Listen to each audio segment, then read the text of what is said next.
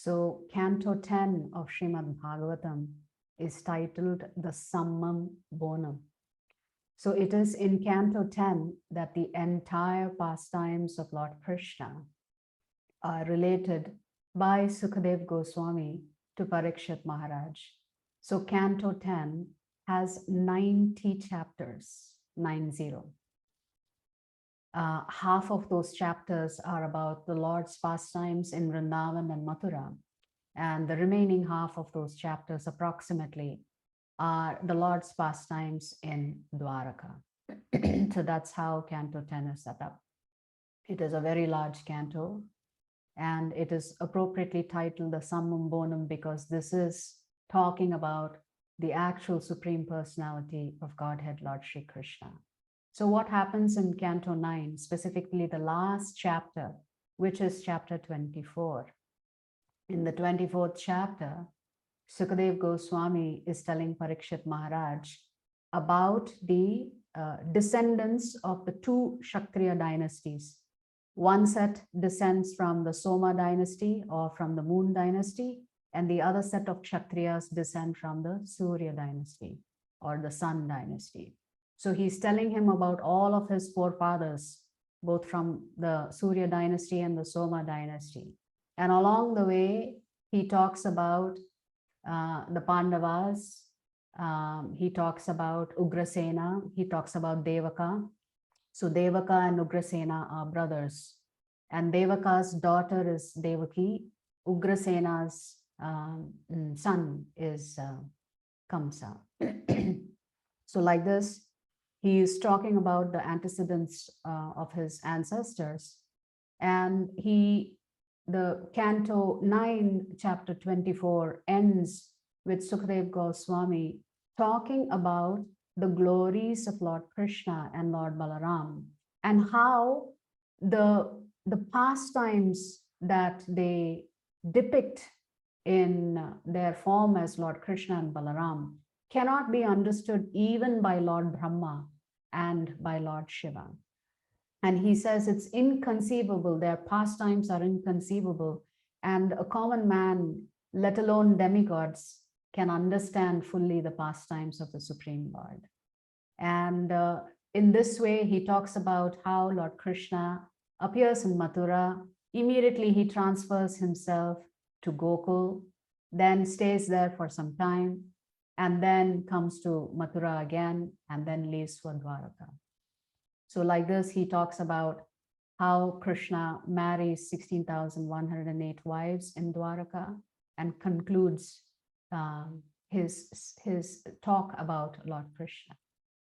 So in response to this very short introduction about Lord Krishna in relation to the two dynasties, the Moon dynasty and the Sun dynasty, chapter 1 begins with Parikshit Maharaj asking Sukadev Goswami to speak a little bit more in detail because his ears have perked up. He's anxious to hear about the Supreme Lord. He is directly connected to the Supreme Lord. How is he directly connected to the Supreme Lord? The Supreme Lord entered the womb of Uttara to protect Parikshit. And the very name Parikshit means he's constantly asking the question, who was that person who came when I was inside the womb? So he's always searching, who's that person? So he's found that person now, it's Lord Krishna, and he's anxious to hear a lot more about Lord Krishna. We will not read the summary, the beautiful summary that Srila Prabhupada has written about this specific chapter.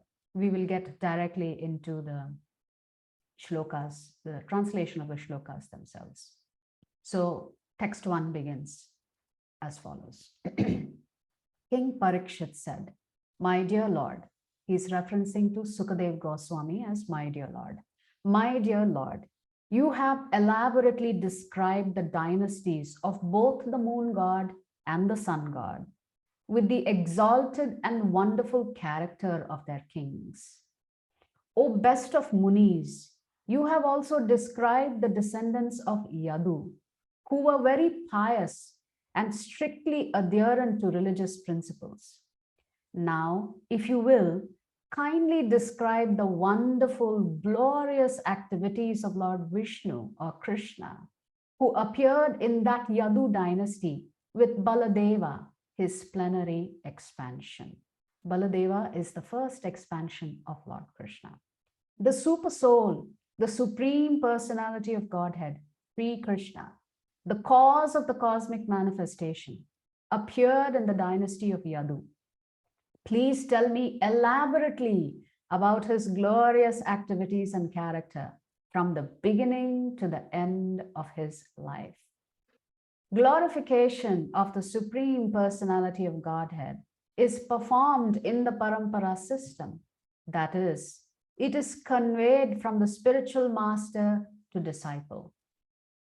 Such glorification is relished by those no longer interested in the false, temporary glorification of this cosmic manifestation.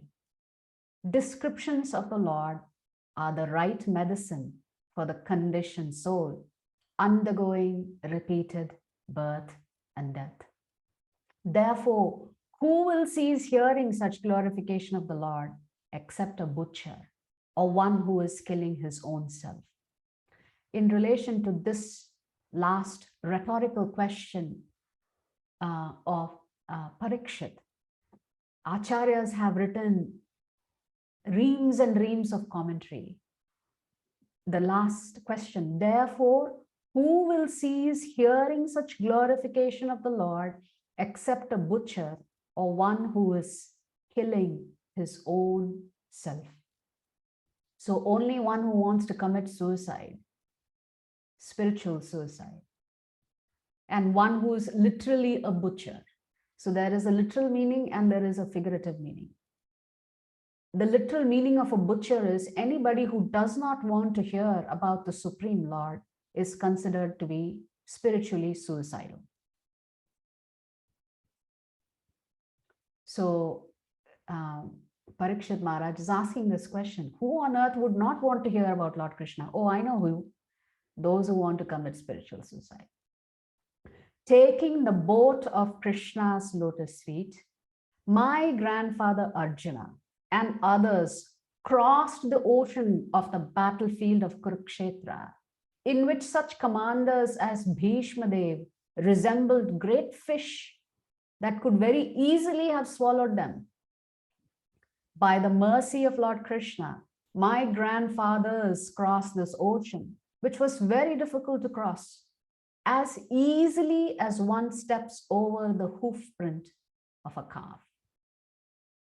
So Parikshit here is telling Sukadev Goswami, I know it is because of Lord Krishna's presence that my grandfathers were protected, that my grandfathers overcame their distresses and eventually returned to the spiritual world. Their distresses was as easy as stepping over a hoof print of a calf. Because my mother meaning Uttara, because my mother surrendered unto Lord Krishna's lotus feet, the Lord, Sudarshan Chakra in hand, entered her womb and saved my body, the body of the last remaining descendant of the Kurus and the Pandavas, which was almost destroyed by the fiery weapon of Ashwathama. Lord Sri Krishna, appearing within and outside of all materially embodied living beings by his own potency in the forms of eternal time, that is, as Paramatma and as Virat Rupa, gave liberation to everyone, either as cruel death or as life. Kindly enlighten me by describing his transcendental characteristics. My dear Shukadev Goswami, you have already explained that Shankarshana, who belongs to the second quadruple, appeared as the son of Rohini, named Balaram. If Balaram was not transferred from one body to another, how is it possible that he was first in the womb of Devaki and then in the womb of Rohini? Kindly explain this to me.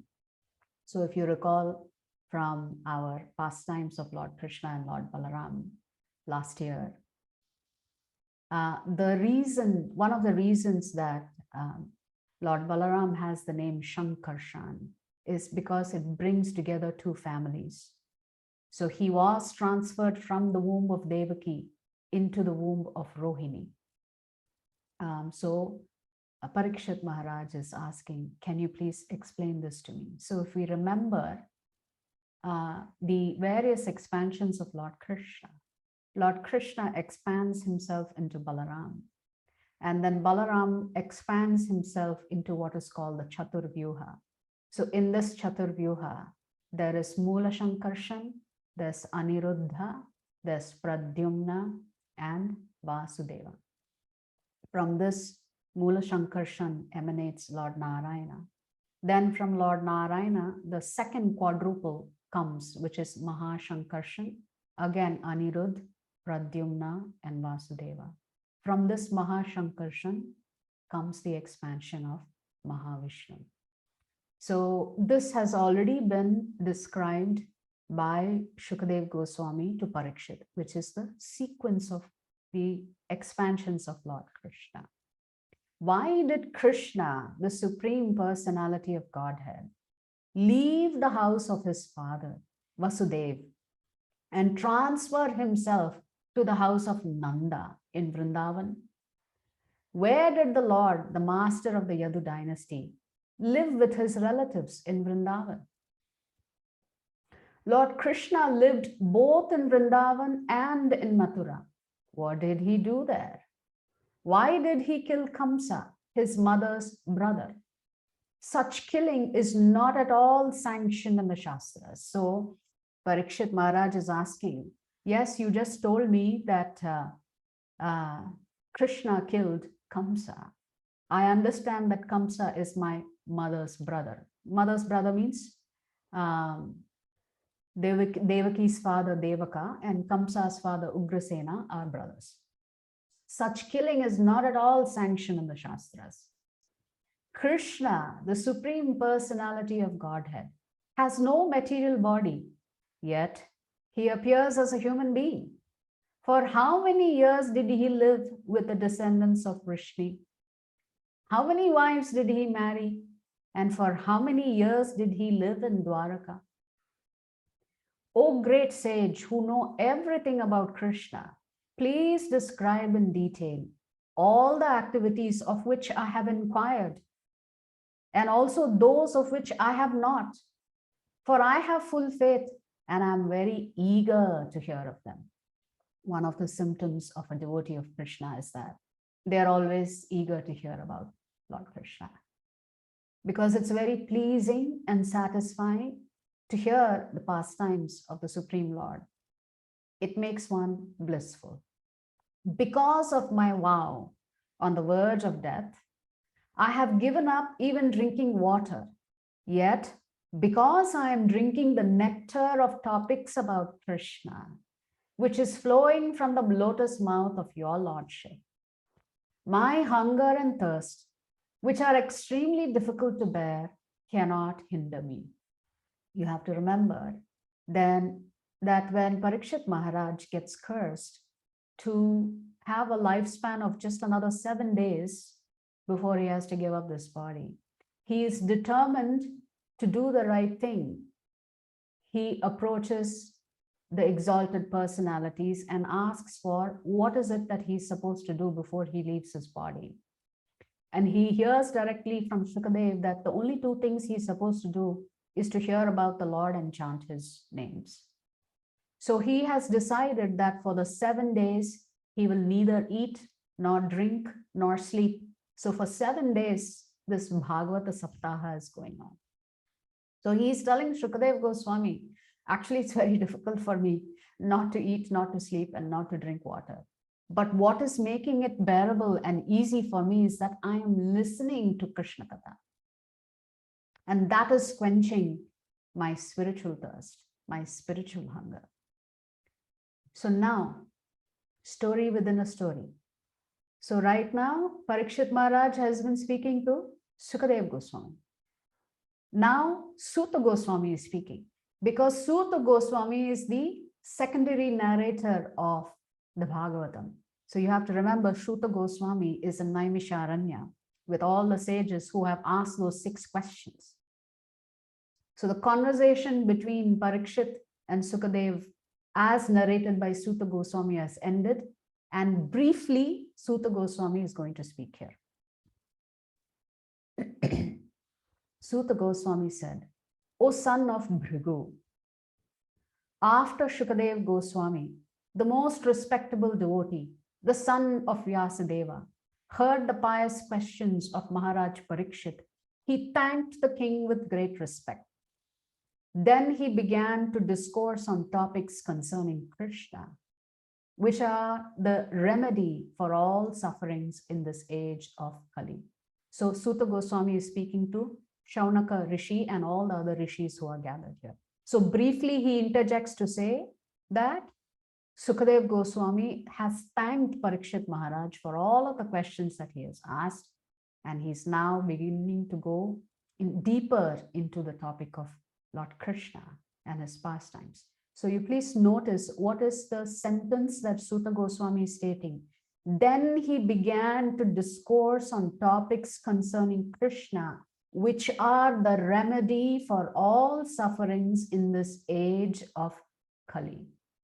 The only remedy for our sufferings is to hear the names of the Lord and the glorifications of the Lord in this most fallen age of Kali.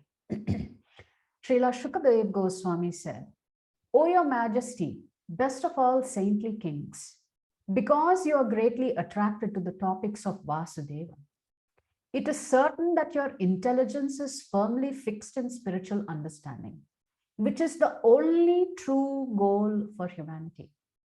Because that attraction is unceasing, it is certainly sublime. So Sukadev Goswami is telling Parikshit Maharaj, you are an exalted personality. You are fully fixed up on spirituality. You know that Krishna is the ultimate goal for all of humanity. Why? Because being attracted to Krishna is never ending and it is sublime. It is a beautiful experience to hear about Krishna. The Ganges emanating from the toe of Lord Vishnu purifies the 3 worlds, the upper, middle, and lower planetary systems. Similarly, when one asks questions about the pastimes and characteristics of Lord Vasudeva, Krishna, 3 varieties of men are purified: the speaker or the preacher, he who inquires, and the people in general who listen. So anytime Krishna Katha is spoken, there are 3 sets of individuals or personalities who are getting benefited: the preacher himself or herself, the person who is asking the questions, and the people who are gathered in that sabha to hear the pastimes of the Lord. So just hearing about Krishna itself is purifying. Once, when Mother Earth was overburdened by hundreds of thousands of military phalanxes of various conceited demons dressed like kings, she approached Lord Brahma for relief.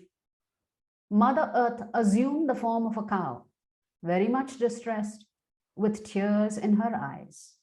She appeared before Lord Brahma and told him about her misfortune. Thereafter, having heard of the distress of Mother Earth, Lord Brahma, with Mother Earth, Lord Shiva, and all the other demigods, approached the shore of the ocean of milk. This is Kshetrasagara. After reaching the shore of the ocean of milk, the demigods worship the Supreme Personality of Godhead, Lord Vishnu, Kshirodakashayi Vishnu, the Master of the whole universe, the Supreme God of all gods, who provides for everyone and diminishes everyone's suffering. With great attention, they worship Lord Vishnu, who lies on the ocean of milk, by reciting the Vedic mantras known as the Purusha Sukta. The word Sukta means hymns. This Purusha Sukta is there in the Rig Veda. It also is there in the Atharva Veda and one more Veda, in the Samhita part of the Vedas. And as I said, the word Sukta means hymns, and hymns comprise of shlokas. So as per the Rig Veda, there are 24 suktas or hymns. And of those 24, 18 are called Purva Narayana, and the last 6 are called Uttara Narayana. So these Purusha Suktas are always recited during any ritual or Vedic yajna. So I'm sure if you hear the Purusha Sukta, you'll be very familiar with it because you would have heard it at some point in time. So Sukadev Goswami is saying that what did the demigods do? They started reciting the Purusha Sukta. Please note that the demigods, Lord Brahma, none of them can see Vishnu. They are standing on the banks of the ocean of milk. They cannot see Lord Vishnu. But they are standing on the banks and offering their glorifications of the Lord. The word Purusha means the cosmic form. So hymns glorifying the cosmic form, the universal form of the Lord. While in trance, Lord Brahma heard the words of Lord Vishnu vibrating in the sky. So in response to their prayers, Lord Brahma is hearing Lord Vishnu's voice vibrating in the sky. Thus he told the demigods. So Brahma is telling the demigods, "O demigods, hear from me the order of Kshirodakashayi Vishnu, the Supreme Person, and execute it attentively without delay." Lord Brahma informed the demigods, before we submitted our petition to the Lord, he was already aware of the distress on earth. Consequently, for as long as the Lord moves on earth to diminish its burden by his own potency in the form of time, all of you demigods should appear to plenary portions as sons and grandsons in the family of Yadus. So literally, the entire Yadu dynasty and all of the Vrajavasis are actually demigods and their wives. The Supreme Personality of Godhead, Sri Krishna, who has full potency, will personally appear as the son of Vasudeva. Therefore, all the wives of the demigods should also appear in order to satisfy him. So all of the wives of the demigods come into Vrindavan. They are there also in Mathura. The foremost manifestation of Krishna is Shankarshan, who is known as Ananta, Anantashesh. He is the origin of all incarnations within this material world. Previous to the appearance of Lord Krishna, this original Sankarshan will appear as Baladev. So there are two Shankarshans, Moola Shankarshan and Mahashankarshan. Moola Shankarshan is the first expansion of the quadruple expansion of Balaram. So previous to the appearance of Lord Krishna, this original Shankarshan will appear as Baladev just to please the Supreme Lord Krishna in his transcendental pastime. So Lord Brahma is telling all the demigods that Lord Balaram as Shankarshan will appear first. Only then Lord Krishna will appear. So sometimes between Lord Krishna and Baladev, sometimes it's Lord Krishna who appears first, sometimes it's Baladev, in terms of the avatars I'm talking about. So in the Rama Leela, Baladev appears second, right, as Lakshman. So sometimes they switch the order in which they appear. So here, Lord Brahma is saying Balaram will appear first, and then Lord Krishna will appear. The potency of the Lord, known as Vishnu Maya, who is as good as the Supreme Personality of Godhead, will also appear with Lord Krishna. Who is this Vishnu Maya? We know her as Yoga Maya. She is a potency of the Supreme Lord. When Yoga Maya, this potency of the Supreme Lord, When she assists the Lord in his pastime, she's known as Yogamaya. When she comes into the material world, she's known as Durga Devi or Mahamaya. So it's the same. So Mahamaya is just an expansion of Yogamaya, but her role is different when she comes into the material world. She is here to make sure that the people in jail get their punishment. This potency, acting in different capacities, captivates all the worlds, both material and spiritual. So with this, you can understand that Yogamaya herself expands, her plenary expansion is Mahamaya or Durga Devi. But she is the same potency of the Lord. She just functions differently. Whether she's in the spiritual world or the material world, her role is different. At the request of her master, she will appear with her different potencies in order to execute the work of the Lord. So Lord Brahma is saying that Yogamaya will also come. But Yogamaya, if you read the purport, beautiful purport and explanations given by Srila Prabhupada, which I was reading for these shlokas yesterday, Prabhupada explains that when this potency of the Lord is in Vrindavan, she's there as Yogamaya. That same potency, when she comes in front of Kamsa, she comes as Mahamaya. So she switches her role depending on whether you are a devotee or a demon. If you are a devotee, she is Yogamaya. If you are a demon, she becomes Mahamaya. At the request of her master, she will appear with her different potencies in order to execute the work of the Lord. Shukadev Goswami continued. So now Lord Brahma has finished speaking to the demigods. Now Sukadev Goswami is talking.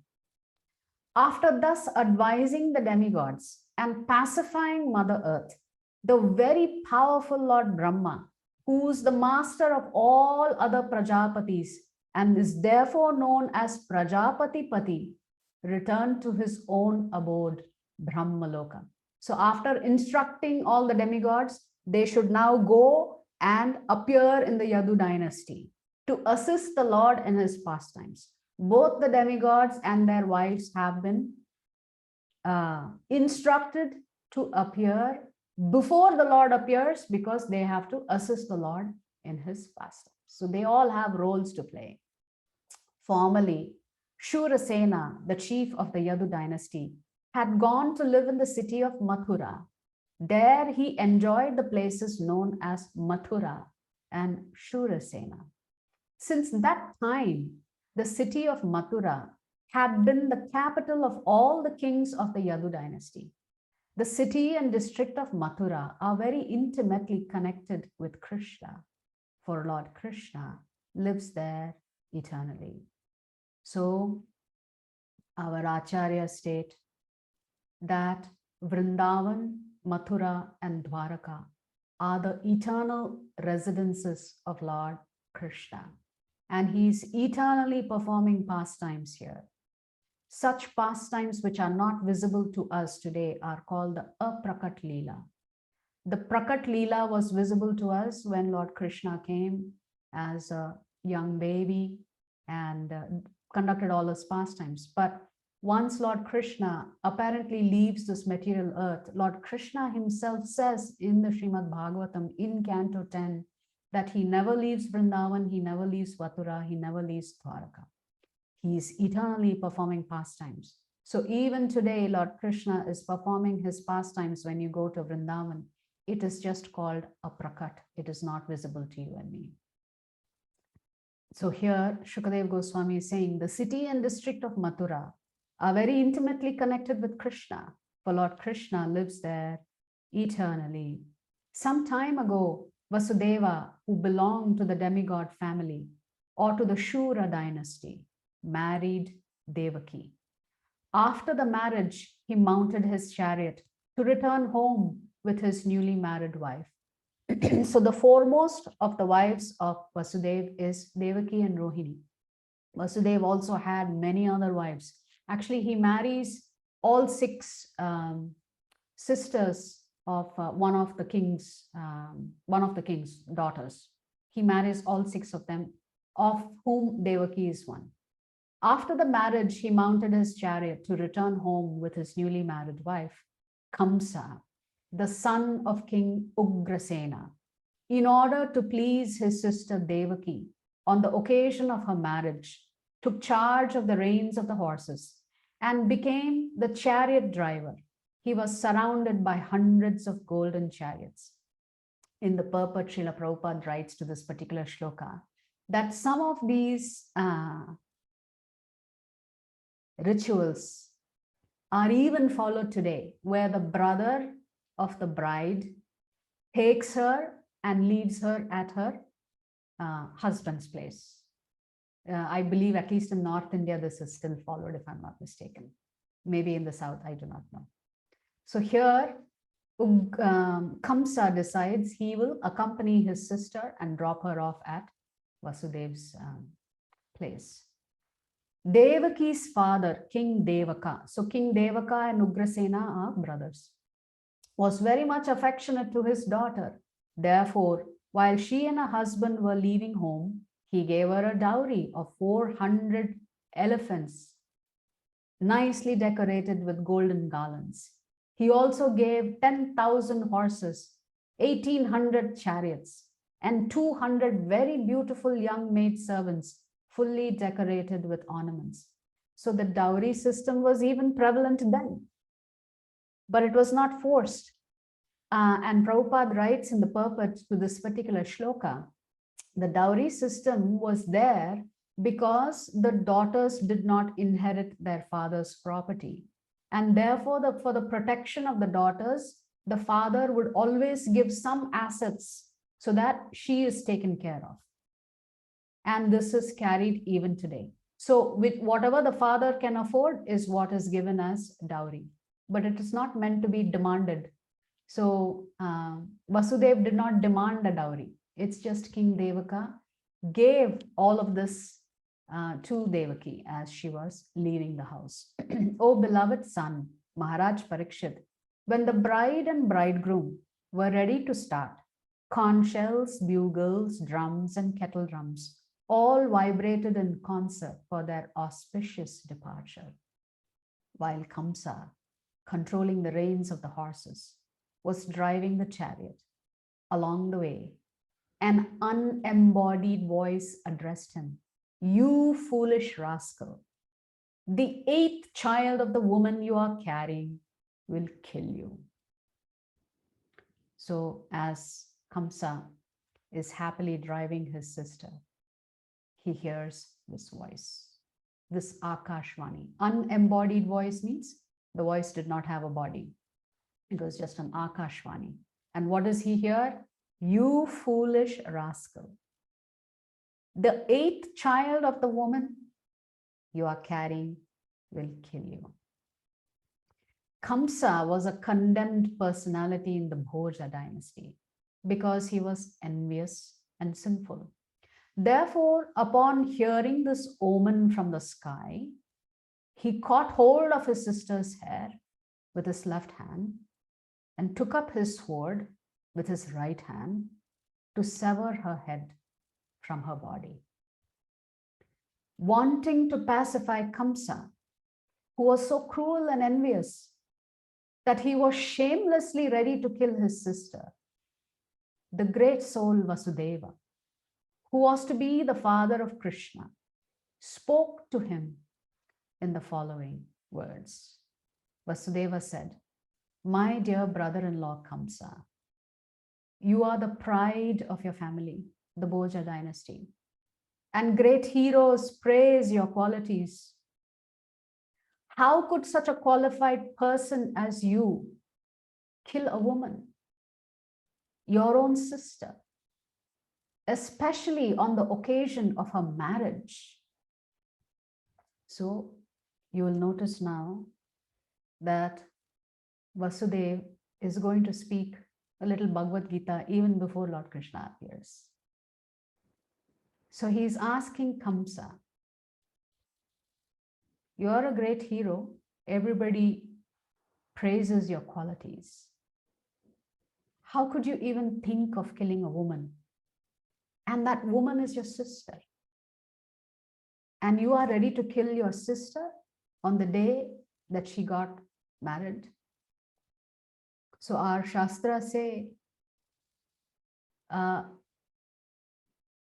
the worst and the most abominable sin that anybody can commit is the killing of a Brahmana, the killing of an old man, the killing of a woman, the killing of a cow, and the killing of a child.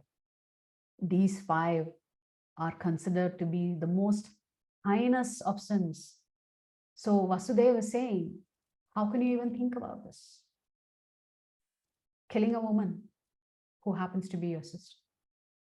O great hero who takes birth, one who takes birth is sure to die, for death is born with the body.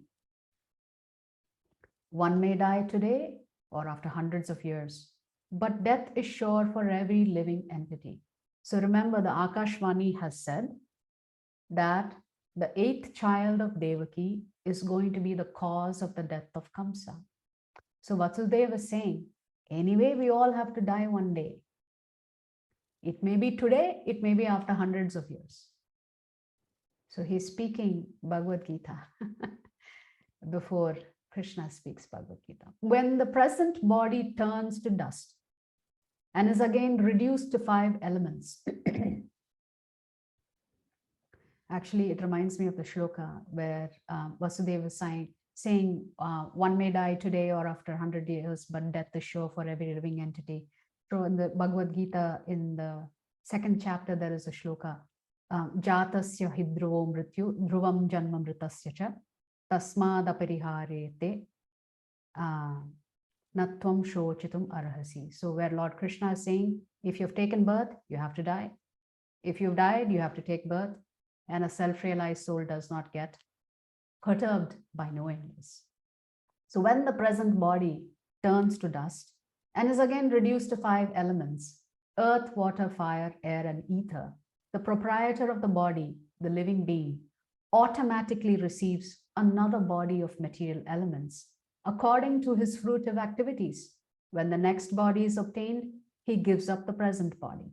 So Vasudeva is telling Kamsa, well, even if you have to die, you don't have to worry, you're going to get another body soon. So this is the shloka in the Bhagavad Gita, the 13th shloka. Dehinosmin yata dehe kaumaram yauvanam jara tata dehantara prapti dhiras tatra namuhyati. So the soul is simply going to transmigrate through the body. And once it's ready to give up one body, it's going to take on another body. Just as a person traveling on the road rests one foot on the ground and then lifts the other, or as a worm on a vegetable transfers itself to one leaf and then gives up the previous one, the conditioned soul takes shelter of another body and then gives up the one that he had before. So when the soul is ready to occupy the next body, it gives up the current body. So the analogy that Vasudeva is using is, when you're walking, one foot is always on the ground, and then you have to lift your other foot. And when you put your other foot on the ground, the back foot is lifted.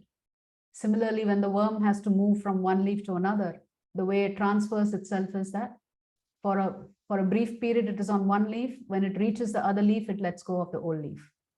So indicating that when the soul is ready to give up the current, when it's ready to take on a new body, it gives up the current body.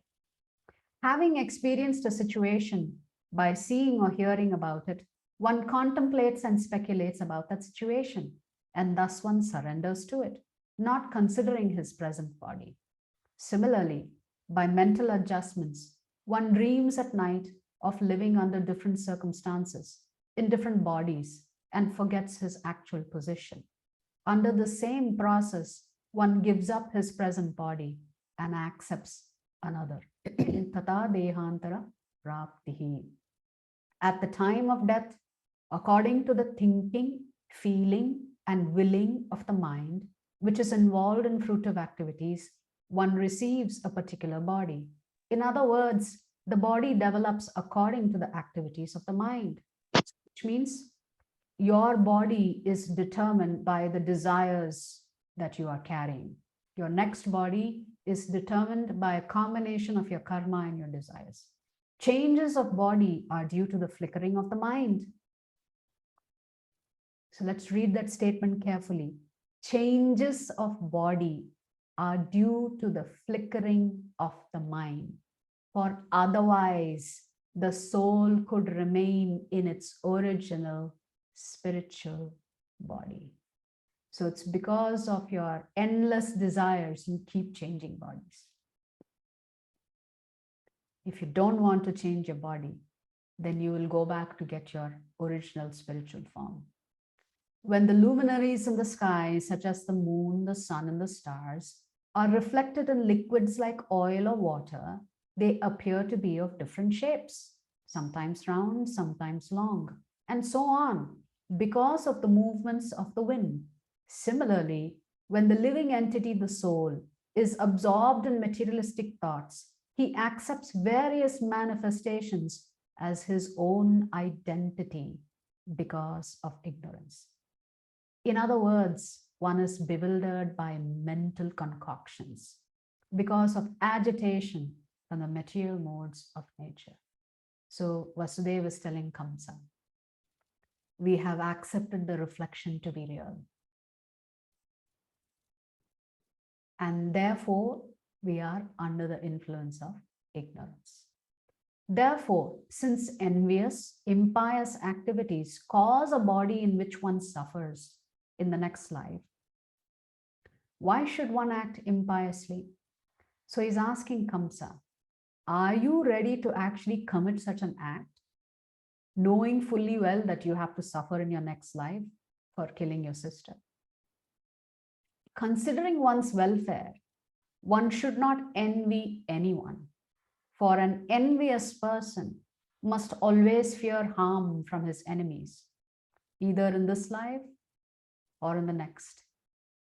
It's a premonition that Vasudeva has, that Kamsa is going to grow up envying Krishna. As your younger sister, this poor girl Devaki is like your own daughter and deserves to be affectionately maintained. You are merciful, and therefore you should not kill her. Indeed, she deserves your affection. So now he is trying to appeal to whatever little love he may have for his sister. Shukadeva Goswami continued, O best of the Kuru dynasty, Kamsa was fiercely cruel and was actually a follower of the Rakshasas. Therefore, he could neither be pacified nor terrified by the good instructions given by Vasudeva. He did not care about the results of sinful activities, either in this life or in the next. So there are a certain set of people who really don't care about what they do. They just continue on with their demoniac ways. So Shukadeva Goswami is telling Parikshit Maharaj, this Kamsa was a demon. He did not heed Vasudeva's advice and good counsel. When Vasudeva saw that Kamsa was determined to kill his sister Devaki, he thought to himself very deeply. Considering the imminent danger of death, he thought of another plan to stop Kamsa. As long as he has intelligence and bodily strength, an intelligent person must try to avoid death. This is the duty of every embodied person. But if death cannot be avoided in spite of one's endeavors, a person facing death commits no offense. So you should read the purport that Srila Prabhupada writes to this particular shloka. Prabhupada is explaining in the shloka based on Acharya's commentary. It is only natural for all of the Jivatmas to want to protect their body as long as the soul is still occupying it. So it is also intelligent, Srila Prabhupada writes, that one should protect one's body even by devious means, if it means it allows you to serve Krishna. So deviousness is all right in the process of serving Krishna. Vasudev, so hence you will understand what that means now when we come to the what Vasudev will speak now. Vasudev considered, by delivering all my, so Vasudev is thinking to himself, by delivering all my sons to Kamsa, who is death personified, I shall save the life of Devaki. Perhaps Kamsa will die before my sons take birth. Or since he is already destined to die at the hands of my son, one of my sons may kill him. For the time being, let me promise to hand over my sons so that Kamsa will give up this immediate threat. And if in due course of time Kamsa dies, I shall have nothing to fear. So Vasudeva is thinking, what is most important for me right now is to protect Devaki's life. Whatever I need to do to protect her life, the rest is anyway providence. If the announcement has already come that my son is going to kill Kamsa, then so be it. That means my job is to make sure that I protect Devaki's life. And therefore he says, I have nothing to fear. The voice has already made the announcement, which means I have to use my intelligence to protect my wife's body. When a fire for some unseen reason leaps over one piece of wood and sets fire to the next, the reason is destiny. Similarly, when a living being accepts one kind of body and leaves aside another, there is no other reason than unseen destiny. After thus considering the matter as far as his knowledge would allow, Vasudeva submitted his proposal to the sinful Kamsa with great respect. Vasudeva's mind was full of anxiety because his wife was facing danger. But in order to please the cruel, shameless, and sinful Kamsa, he externally smiled. So internally, he was filled with anxiety. Externally, he smiled and he glorified Kamsa and spoke to him as follows. Vasudeva said, "O best of the sober, you have nothing to fear from your sister Devaki because of what you have heard from the unseen omen. The cause of death will be her sons. Therefore, I promise that when she gives birth to the sons from whom your fear has arisen, I shall deliver them all unto your hands." So Vasudeva is saying, it is the sons who are the threat to you. So why do you want to kill Devaki? I promise you, I will hand over the sons to you myself. Srila Sukadeva Goswami continued, Kamsa agreed to the logical arguments of Vasudeva, and having full faith in Vasudeva's words, he refrained from killing his sister. Vasudeva, being pleased with Kamsa, pacified him further and entered his own house. Each year thereafter, in due course of time, Devaki, the mother of God, and all the demigods gave birth to a child. Thus, she bore 8 sons, one after another, and a daughter named Subhadra. So, Subhadra is Yogamaya, and when Subhadra associates with non-devotees, she becomes Bhadra or Durga. So which means each year Devaki gave birth to one son. Vasudeva was very much disturbed by fear of becoming a liar by breaking his promise. Remember, Vasudeva has promised Kamsa that he will personally come and deliver all the babies to him. Thus, with great pain, he delivered his firstborn son, named Kirtiman, into the hands of Kamsa. What is painful for saintly persons who strictly adhere to the truth? How could there not be independence for pure devotees who know the Supreme Lord as the substance? What deeds are forbidden for persons of the lowest character?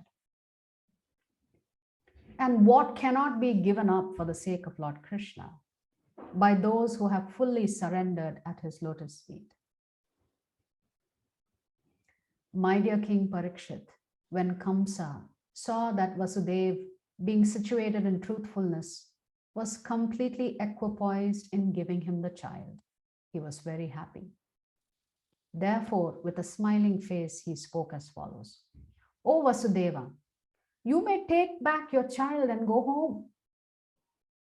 I have no fear of your first child. It is the 8th child of you and Devaki I am concerned with, because that is the child by whom I am destined to be killed. So suddenly, Kamsa has overcome with compassion. He's thinking, oh, how sweet, you have actually kept your promise and brought your child to me. And you don't look worried about it at all. You don't look anxious about it at all. It's okay, you take back the child. After all, it's only the 8th child that's going to kill me. That's what the voice said. So he returns the child to Vasudeva. Vasudeva agreed and took his child back home. But because Kamsa had no character and no self-control, Vasudeva knew that he could not rely on Kamsa's word. The inhabitants of Vrindavan, headed by Nanda Maharaj and including his associate cowherd men and their wives, were none but denizens of the heavenly planets. O Maharaj Parikshit, best of the descendants of Bharata, and so too were the descendants of the Vrishni dynasty, headed by Vasudeva and Devaki, and the other women of the dynasty of Yadu, the friends, relatives, and well-wishers of both Nanda Maharaj and Vasudeva, and even those who externally appeared to be followers of Kamsa were all demigods. So Shukadeva Goswami is telling Parikshit Maharaj, actually, all of the residents of Mathura and Vrindavan, including those who apparently were following Kamsa, were actually all demigods who have come here to play their pastimes, to help the Lord with his pastimes. So he's making it clear that these are not ordinary personalities who are here in Vrindavan, Mathura. They are all demigods. Remember, they have followed the instructions of Lord Brahma when he said, go forth and appear in the Yadu dynasty, in the Vrishni dynasty. Once the great saint Narada approached Kamsa and informed him of how the demoniac persons who were a great burden on the earth were going to be killed. Thus, Kamsa was placed into great fear and doubt. So Narada Muni comes and instigates Kamsa and saying, you really shouldn't trust. Actually, any child could kill you. So after the departure of the great saint Narada, Kamsa thought that all the members of the Yadu dynasty were demigods, and that any of the children born from the womb of Devaki might be Vishnu. Fearing his death, Kamsa arrested Vasudeva and Devaki and chained them with iron shackles.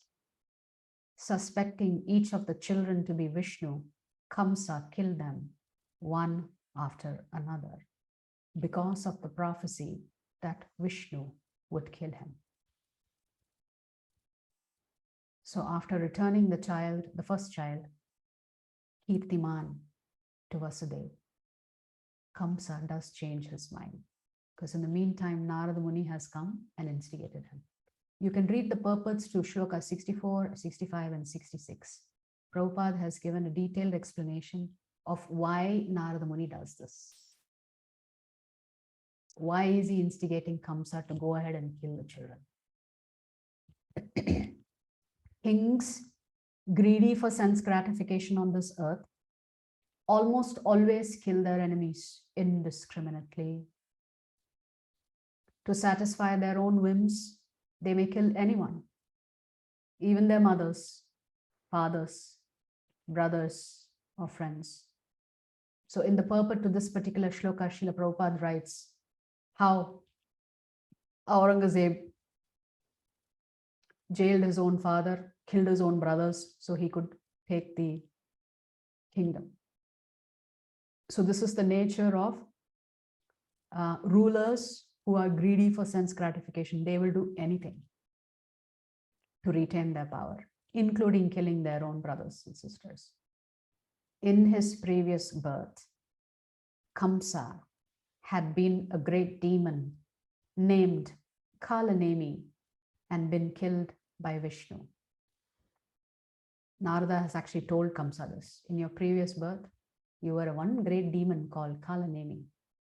Upon learning this information from Narada, Kamsa became envious of everyone connected with the Yadu dynasty. Who's this Kalanemi? Kalanemi is the son of Hiranyakashipu. So Kalanemi had 6 sons. During the rule of Hiranyakashipu, these 6 grandsons wanted to become powerful themselves. And what do? They begin to worship Lord Brahma. And just exactly as their grandfather did, they asked for all benedictions. I shouldn't be killed like this. I shouldn't be killed like that. So they get the benediction from Lord Brahma. But once Hiranyakashipu finds out that his own grandsons, instead of worshipping him, while he is ruling, worshipped Lord Brahma, he curses them. And he curses his own son, Kalanemi. And he tells at that time, you, Kalanemi, in future will be born as Kamsa. And you 6 grandsons, will go into the womb of Devaki and be killed by your own father. So these are the 6 sons that occupy the womb of Devaki to be killed by Kamsa. But then they also, in the process of being killed by Kamsa, that also happens to be apparently their last life. So they do get liberation. So it is Kalanemi that comes as Kamsa. And Kalanemi's 6 children occupy, in the future life, they occupy the womb of Devaki and are killed by Kamsa. Kamsa, the most powerful son of Ugrasena, even imprisoned his own father, the king of the Yadu, Bhoja, and Andaka dynasties, and personally ruled the states known as Shirasena. So this is the first chapter of Canto 10. So in the next session, we will look at the next chapter. So in the next chapter, Devaki has Lord Krishna, who has occupied her womb.